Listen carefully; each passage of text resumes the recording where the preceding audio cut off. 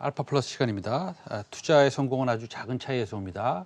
그것을 이제 알파라고 하는데 우리가 오늘 알파를 찾아보겠습니다. 매주 목요일은 IBK 투자증권 영업부의 박근영 차장과 함께하겠습니다. 어서 오세요. 네, 안녕하십니까? 자, 조선업종 오늘 말씀하신다고 되어 있는데 최근에 조선업종에 새로운 이슈가 있습니까?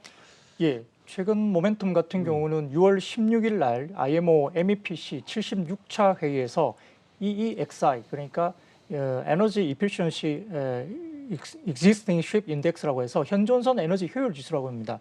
이거와 그다음에 CII라고 해서 카본 인텐시티 인디케이터 그러니까 탄소 집약도 지표 도입을 결의를 지난주 했습니다. 해당 규제는 2023년 1월부터 시행 예정인데 이게 왜 중요하냐면 EEXI 같은 경우는 그 탄소 배출량 관련된 규제로서 신규 건조 선박에만 적용되던 EEDI와 달리 400GT급 이상의 국제 항해 현존선들에 모두 적용되기 때문에 EEXI 지수 계산 공식에 의해서 도출되는 최소 효율 기준을 준수할 것을 요구하는 규약입니다. 또한 이제 CII 같은 경우는 탄소 배출량을 매년 측정해서 만약에 하위 등급인 D와 E 등급으로 분류될 경우에는 아마 그 SEMP라고 해서 선박 에너지 효율 관리 계획을 제출할 것을 요구하고 있고 개선 조치가 적시에 이루어지지 않을 경우에는 퇴출 명령까지도 될 수 있습니다. 그래서 선박 운행이 안 된다는 거죠. 규제 시행과 함께 최근에 탄소 배출 절감안으로 2023년도부터 26년까지 연간 최소 2%의 탄소 감축을 통해서 4년간 기존 탄소 배출량 대비 11% 개선 목표를 제시했는데 서구권 제한이 연간 최소 4% 감축과 4년간 22%라고 했을 때 다소 좀 아쉬운 대목은 있습니다만 그럼에도 불구하고 명확한 방향성이 나왔다는 점 이런 부분들은 상당히 온실가스라든지 이산화탄소 배출량 감축에 대한 의지가 국제적으로 강한 모습입니다. 알겠습니다. EEXI 이거 얘기 나온 지 꽤 된 것 같아요. 네네. 예, 근데 이 제도 도입을 할 때 이게 자꾸만 한 달 연기되고 2달 연기되고 네. 이런 일들이 좀 자주 발생하는 것 같은데 이번에는 연기 안 되는 겁니까? 선주사들의 선단 구성에 당당히 영향 미치기 때문에 만약에 해운업황이 좋지 않을 때는 규제에 관련해서 상당히 저항이 심하고요. 연기를 요청이 상당히 많이 했었습니다. 과거 수차례 규제들이 이제 미뤄졌다는 점도 좀 어느 정도 리스크 요인이 될 수가 있겠지만 이 부분은 해운업 부진 영향에 따라 선주들이 캐펙스에 관련된 부담을 이유로 규제를 계속 미뤄왔기 때문인데 그러나 최근 해운업종 관련된 시황이 규제를 미룰 수 있는 명분이 상당히 줄어들었기 때문에 이런 부분들은 당장 지금 중대형 선박 건조에 약 2년 이상 소요되기 때문에 2023년도부터 시행 규제가 된다면 결국은 선주사들의 선단 구성에 대해서는 당장 지금 영향을 미칠 수 있는 가능성이 있는 규제입니다. 따라서 이제 규제만큼 중요한 것이 해운업황인데 뭐 잘 알고 계시겠지만 전반적으로 지금 해운 시황 호조가 있기 때문에 2023년 탄소 규제는 양상의 과거와 좀 다를 것으로 시장은 분석하고 있습니다. 따라서 이제 LNG 추진 선박이 보편화되고 탈황 장비인 스크러버처럼 기존 선박과 신규 선박에 추가로 장착하는 탄소 포집 장비가 근시일 내에 상용화될 것으로 보고 있는 상황이기 때문에 전체적으로 국내 시장에서 암모니아 선박 관련해서도 2025년 이후 상용화 전망이지만 현재 기술 중에는 LNG 추진선에다가 추가 장비를 장착하는 것이 합리적인 대안이라 봅니다. 여기에 따라서 LNG선과 LNG 관련된 추진 기술이 국내 조선사가 거의 독보적인 상황이고요. 이런 부분에서 보수적인 선주들의 성향상 환경 규제가 강화될수록 국내 조선사로 로브콜이 상당히 많이 집중될 것으로 보고 있는 상황입니다. 알겠습니다. 이럴 때는 규제를 미룰 수 있는 명분이 없다. 뭐 이 말씀이신데 이 제도가 시행이 되면 사실은 수혜를 받을 수 있는 우리나라의 회사들이 꽤 있는 것 같아요. 네네. 그러면 그 중에서 조선업종 사실은 뭐 넓게 보면 굉장히 넓게 볼 수도 있습니다. 엔진 부품사도 있고 피팅 회사도 있고 네. 배를 당연히 만드는 회사도 있고 작은 배를 만드는 회사도 있고 큰 배를 만드는 회사도 있고 그런데 요 조선업종 내 어떤 분야를 우리가 좀 더 눈여겨봐야 될까요? 사실 글로벌 중고 선박은 약 3만 척으로 추정이 되고요. 한국의 데크가 연간 인도 발주할 수 있는 총액의 맥스는 300석밖에 안 됩니다. 근데 중국은 이미 이제 로컬 업체 중심으로만 해서 발주를 받고 있기 때문에 의미가 없고 일본 업체는 이미 이제 완전히 뒤처진 상태이죠. 따라서 지금 LNG, LPG선 관련된 수주 선박은 국내 조선사가 100% 유럽 쪽에서 발주하는 아주 양질의 LNG선 관련해서는 100% 독점을 하고 있다 보시면 되겠습니다.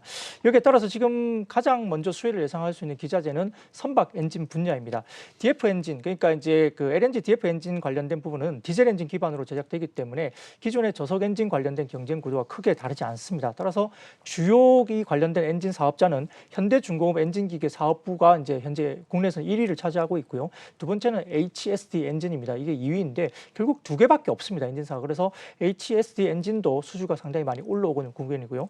두 번째로 이제 LNG가 주요 선박 연료로 자리 잡는다면 결국은 LNG 본행제 수요가 뭐 당연히 증가할 수밖에 없기 때문에 동성 화이텍과 한국 카본 정도가 이야기될 수 있는데 특히 이 중에서는 IMO 타입 C 관련된 LNG 연료 탱크의 설계, 제작 그리고 관리 등을 계획을 다 하고 있는 동성 화이텍에 좀 더 주목할 필요가 있겠습니다. 알겠습니다. 그러면 우리 그 차장님 가져오신 거 오늘의 토픽은 동성 화인텍인가요? 네, 그렇습니다. 그럼 동성 화인텍 우리 투자 포인트 한번 들어보겠습니다. 네. 어떤 투자 포인트가 있습니까? 실질적으로 뭐 수주 잔고가 확실히 늘고 있다는 점이 역시나 뭐 근거를 받쳐주는 상황이고요. 1분기 기준 수주 잔고가 7,287억 정도로 전년과 비교해서 약 47%나 급증한 상태입니다. 전체적으로 지금 사실상 글로벌 LNG 발주량의 100%를 전부 국내 조선사가 싹쓸이 하고 있다고 보시면 될 것 같고요. 자연스럽게 동성 화이텍의 수주 잔고가 늘어나고 있는데 지난 몇 년간 매출 실적이 동성 화이텍이 3,500 정도 수준이라고 한다면 지금의 수주 잔고가 약 2년치의 풀로 찼다고 보시면 될 것 같고요. 올해 역시 한국 조선소들의 LNG 수주 실적이 지난해보다 더욱 늘어날 것으로 보이고 있고 앞서 말씀드렸던 규제 때문에 아마 하반기로 갈수록 더욱 늘어나는 모습을 보이게 된다는 점이 투자 포인트로 말씀드리겠습니다. 알겠습니다. 자, 그러면은 우리 보통 그 이런 동성 화인텍이나 본행지 만드는 회사들 밸류에이션은 뭐 어떻게 줘야지 좀 적정 밸류에이션일까요? 그래서 뭐 전체적으로 지금 봤을 때는 과거 대비해서 이제 지금 실적이 상당히 좀 안 좋았던 적도 물론 있습니다. 향후 어떻게 될 것인지에 대한 부분들은 결국은 조선업종이나 이 본행제 업체들은 결국 수주에 따라서 주가가 움직입니다. 지금 현재 예를 들어 2분기 실적이 나온다고 하면 이 2분기 실적은 2년 전에 수주를 바탕으로 반영이 되는 실적이기 때문에 네. 이번 실적에 대한 부분에서 너무 신경을 안 써도 될 것 같고요. 수주의 형상이 어떻게 흘러가느냐의 부분들이 상당히 주가에 영향을 미칩니다. 지금 2018년을 바닥으로 급격한 증가세를 보이고 있는 상황이기 때문에 그리고 이제 여기에 따라서 순차익금도 상당히 많이 줄었습니다. 1분기 말 순차익금이 245억 수준인데요. 그 1년 전에 본다면 830억 정도가 순차익금이기 때문에 상당히 순차익금도 줄어들고 있는 모습입니다.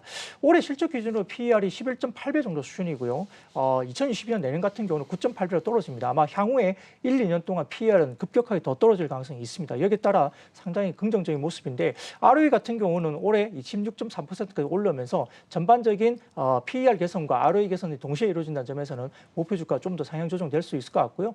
글로벌리면 10배 정도 수준이라면 그렇게 비싸지 않는 저평가 수준이라 여전히 말씀드릴 수 있겠습니다. 네, 그 동성 화인텍의 수주 잔고가 7,300억이라고 한다면 그것은 이제 1년하고 2년에 거쳐서 그게 이제 실적으로 현실화 될 텐데요. 그렇게 된다면 지금 말씀하셨듯이 PER이 한 11배, 12배에서 거래되는 게 내년에 9배 거래될 것이고 지금 업황은 좀 괜찮지 않습니까? 네. 그런 측면에서 볼 때는 동성 화인텍이 좀 우리가 공부를 좀 해볼 만하다 이렇게 말씀을 하시는 것 같습니다. 혹시 목표가하고 손절가 있으세요? 네, 중장기 목표가는 16,000원 정도까지는 가능할 것 같고요. 손절가는 11,000원 제시드리겠습니다. 알겠습니다. 오늘 조선업종에 대해서 좀 공부했고 그 중에서는 우리 박 차장님은 동성 화인텍을 좋아하신다 이렇게 말씀하셨습니다. 지금까지 IBK 투자증권 영업부의 박근영 차장과 함께했습니다. 감사합니다. 고맙습니다. 네.